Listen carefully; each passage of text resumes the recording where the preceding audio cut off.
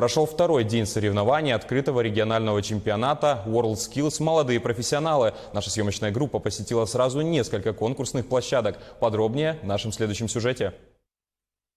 Дорога каждая минута, никакого интервью. Соревнования в самом разгаре. На кону звание лучшего. Задача обнаружить и устранить неисправности механизмов и узлов самой последней модификации грузового автомобиля КАМАЗ.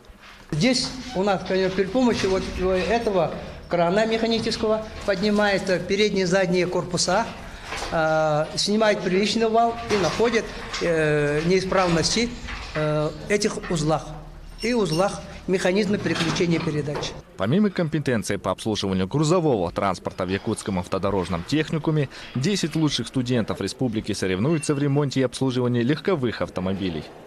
Диагностика, электрооборудование, ходовая часть, двигатель и коробка передач, механическая часть. Участники должны найти неисправности. Также открылась новая компетенция – автопокраска, в которой на настоящий момент заявлено 5 участников на 3 модуля. По итогам соревнований чемпионы из всех 3 областей получат путевку на право участия в полуфинале национального чемпионата в городе Ульяновск. И то, что проводится в рамках соревнований WorldSkills, это выявление, во-первых, определить, где находится тот или другой специалист относительно тех требований и возможностей, которые есть в мире. Дать оценку, чего не хватает для того, чтобы быть на должном уровне.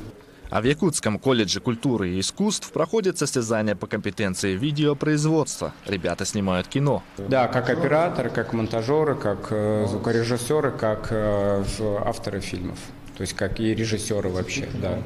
Но спецэффекты здесь пока не первостепенные, да, то есть главное, чтобы сложилась история. Александр Зубехин, Павел Пахомов, Якутск.